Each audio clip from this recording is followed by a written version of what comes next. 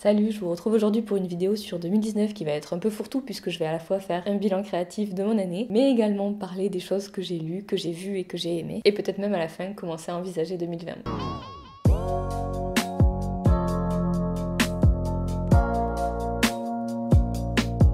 Professionnellement tout d'abord, 2019 a été une année assez riche pour moi. Cette année, toutes les commandes que j'ai acceptées, je les ai acceptées avec plaisir. C'était des choses que j'avais envie de faire, sur lesquelles j'avais envie de travailler. J'ai illustré des romans, j'ai illustré des jeux pour des magazines, mais aussi des choses un petit peu plus engagées, un livre sur le bien-être animal, un livre contre les violences sexuelles faites aux enfants. Tous les mois pour le magazine Manon, j'ai le plaisir de faire une page de bande dessinée où je parle de l'engagement d'une femme contemporaine ou non. J'ai également été très heureuse que le magazine Astrapi me demande d'illustrer tout un dossier sur comment faire une bande dessinée pour les enfants entre 7 et 13 ans. J'ai travaillé avec de chouettes autrices, avec de chouettes éditeurs, et j'ai également dessiné un canevas pour Canvas Fatal, ce qui m'a permis un petit peu de changer de support, ce qui est toujours chouette. Dans les flops de l'année, je pourrais parler d'une bande dessinée que j'ai faite en anglais et qui n'est jamais sortie. Je ne sais pas trop pourquoi, je ne sais pas si le commanditaire me déteste ou pas. C'était une bande dessinée sur Ada Lovelace qui était un peu la première personne à conceptualiser le code informatique. C'était très intéressant, c'était très dur car je parle assez mal anglais, mais j'étais contente de travailler là-dessus. Je sais pas pourquoi c'est pas sorti. Peut-être ça va sortir un jour, peut-être je suis pas au courant et c'est déjà en ligne, j'en sais rien. L'autre énorme projet de cette année qui m'a pris des mois, et bien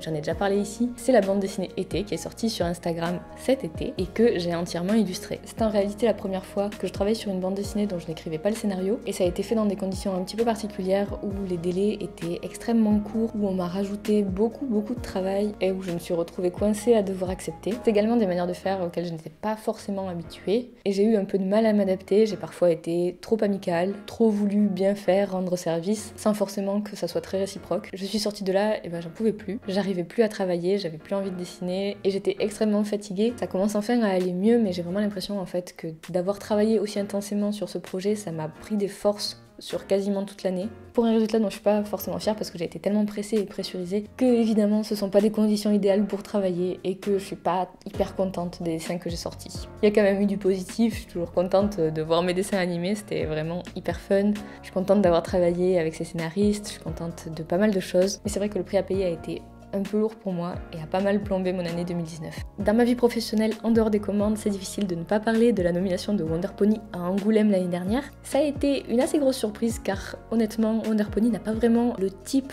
des livres qui sont d'habitude sélectionnés et ça m'a fait super plaisir que le jury soit allé un peu au-delà des apparences, ça m'a fait super plaisir que ça ait plu. Ça m'a permis d'aller à Angoulême, de dédicacer, de rencontrer certains d'entre vous, mais aussi de participer pour la première fois à un concert dessiné, ce qui consiste à aller sur scène pendant que quelqu'un fait de la musique et à faire des dessins qui sont projetés sur grand écran devant tout le monde. C'était extrêmement stressant, mes dessins n'étaient vraiment pas terribles, mais je suis super contente d'avoir survécu. Cette année encore, j'ai eu pas mal d'occasions de parler de mon travail et plus particulièrement des rapports entre BD et numérique, que ce soit avec des étudiantes, avec des chercheuses ou autour de tables rondes dans des salons. J'ai appris que Wonder Pony allait sortir aux États-Unis au printemps 2020, ce qui est une super nouvelle, même si ça n'a pas pour autant décidé mon éditeur à sortir le tome 2. À la rentrée, j'ai fait ma première exposition d'originaux chez mes amis de chez Rascas. Et en octobre, j'ai réussi à battre mon record d'Inktober. À côté de ça, j'ai quand même sorti quelques vidéos pour YouTube. Alors c'est jamais autant que je voudrais et je peux jamais les travailler autant que j'aimerais car ça prend un temps incroyable. Et je suis quand même contente de pas avoir laissé tomber cette chaîne et d'avoir fait 2-3 trucs un peu nouveaux. Sur le côté plus réseau social, je me suis aussi amusée à faire mes premiers gifs pour Instagram. J'ai également tenté de faire un filtre pour Instagram et j'aimerais bien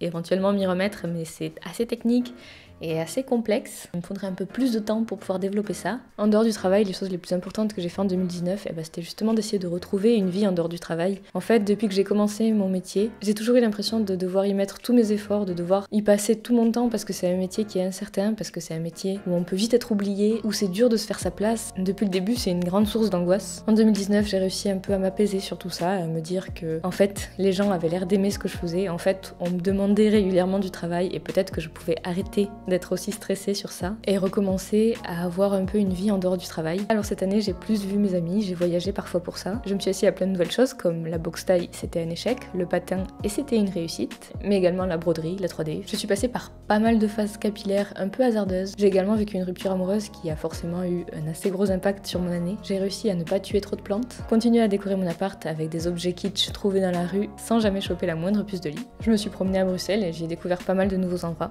J'ai également essayé de prendre du temps pour lire, pour regarder des choses, Inktober pour ça a été un défi important, ça m'a permis de me replonger dans tout un domaine qui est le film d'horreur et d'y découvrir des choses que j'ai adorées. J'ai pas énormément lu, mais un peu plus que d'habitude, et notamment des romances que j'avais un peu laissées de côté depuis des années. J'ai lu quelques bandes dessinées, quelques mangas. Ce qui m'a vraiment fascinée cette année, ça va être le travail de Moto Hagio ou de Keiko Takemiya, qui sont en fait les précurseuses du shoujo. Ce sont des monuments au Japon, mais elles sont quasiment pas traduites en France, donc c'est un peu compliqué de lire ce qu'elles font. Mais que ça soit au niveau des dessins ou des thèmes, ça a été des bouleversements artistiques pour moi, et j'ai vraiment envie de continuer à m'intéresser à toute cette période des années 70, du début du shoujo. J'ai pas vu énormément d'animation cette année, puisque ça s'est limité à Toy Story 4, qui est bien mais que j'ai pas forcément hyper envie de vous recommander non plus, et à J'ai perdu mon corps, qui est un film français d'animation pas pour les enfants, ce qui sur le papier donne hyper envie de soutenir le film. C'est extrêmement beau, c'est extrêmement bien réalisé, et c'est d'autant plus dommage que tout ça soit mis au service d'un scénario qui enfile un peu les clichés. Néanmoins, si vous aimez l'animation, le dessin et les belles couleurs, je peux pas m'empêcher de vous le conseiller, c'est quand même un chouette film. Voilà pour cette vidéo bilan. C'était une vidéo avant tout pour moi, pour réaliser ce que j'ai fait en 2019, pour arrêter d'avoir l'impression de ne rien faire de mes journées. Même si c'est une année qui a été compliquée par bien des aspects,